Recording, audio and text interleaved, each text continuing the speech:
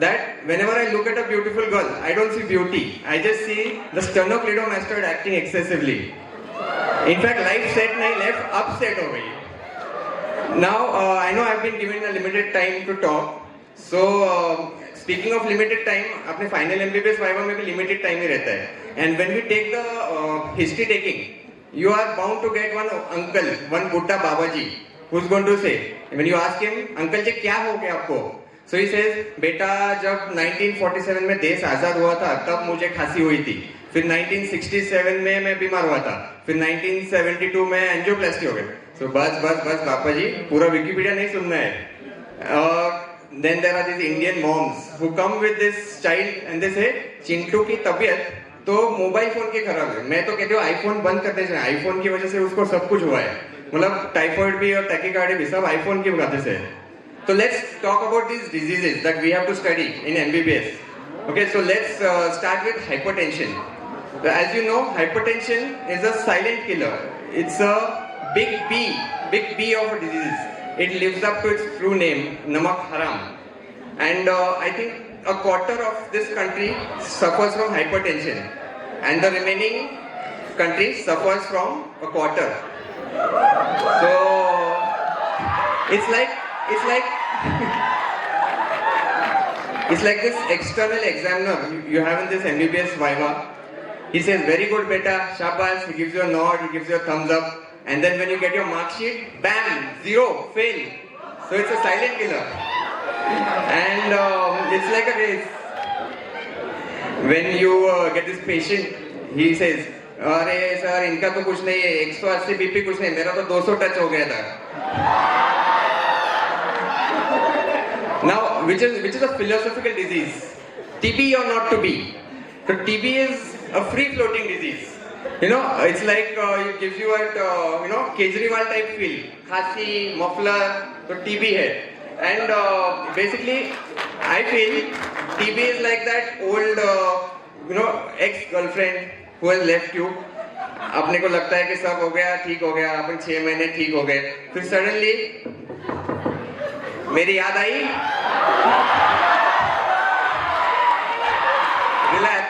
Relapse, recurrence, TB, and उससे पंगा लेंगे ना तो MDR TB आता है. MDR पूरा घर जला देगी.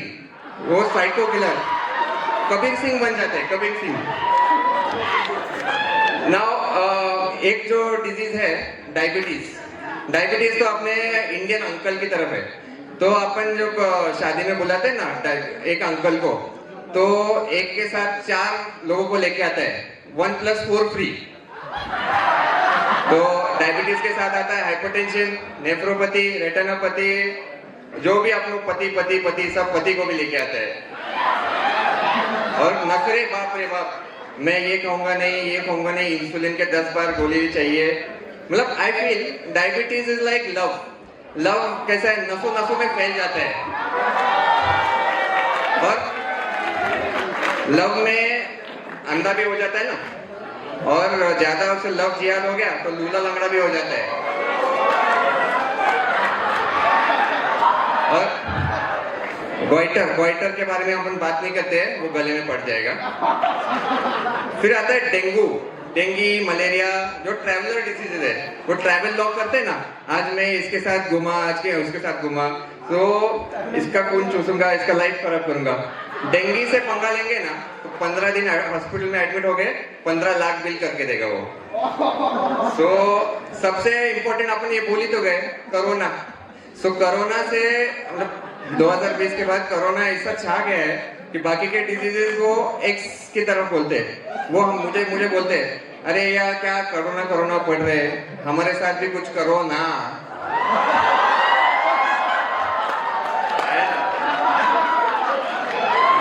तो देन बाकी के there are these undercover diseases. Undercover means sexually transmitted disease. देखो undercover. So HIV तो कोरोना से पहले पूरा स्टार हुआ करता था. HIV के सामने कुछ नहीं. मतलब अभी तो कैसा है, HIV को पूछता भी नहीं. It is like a wounded soldier. इतने सारे जख्म हो गए. It is run out of band-aids. अभी अभी ये गरीबों का डिजीज कौन सा है? गरीबों का बवासीर. हाँ, it is a pain in the ass. It runs behind you and catches you from behind. और no amount of baba, no amount of seed is going to help you in this. अभी ये एक चीज है arrhythmia. पता है arrhythmia क्या होता है? देखो कैसा है, नॉर्मल हार्टबीट कैसा रहता है? चोली के पीछे क्या है? Cook cook cook cook cook cook cook cook. और जब अरिथमिया आता है तो क्या होता है? कोयल से तेरी बोली Kuku Kuku Kuku Kuku Kuku Kuku. So whenever you go in your viva, you must be getting this arrhythmia. अभी मेरा एक फ्रेंड था, एनेट वाइवा देख के आ गया. उसको तो इतना नर्वस हो गया, पसीना पसीना आ गया. तो सर ने बोला तो भाई साहब ये स्क्रोटम के फंक्शन बता दो. तो वो बोलता है sir scrotum is a bone in the base of the spine. तो he wanted to see sacrum. तो एग्जामिनर बोले भाई तेरा स्क्रोटम तो बोन रहेगा तो फ्यूचर जनरेशन इम्पॉसिबल है भाई.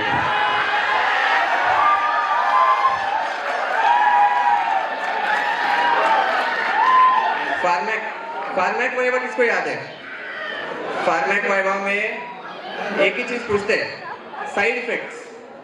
साइड इफेक्ट हम रट्टा तो मार के जाते हैं, नौशिया वॉमिटिंग नौशिया वॉमिटिंग.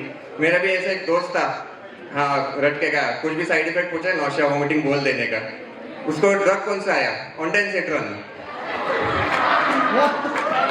चलो anyway, so we guys, we chose this profession, we chose the sleepless nights, we chose the smell of the dissection hall, we chose the heavy books. So whatever it is, one day despite all this, one Babaji will come and hold your hand and say thank you beta, आपकी वजह से मैं आज ठीक हूँ.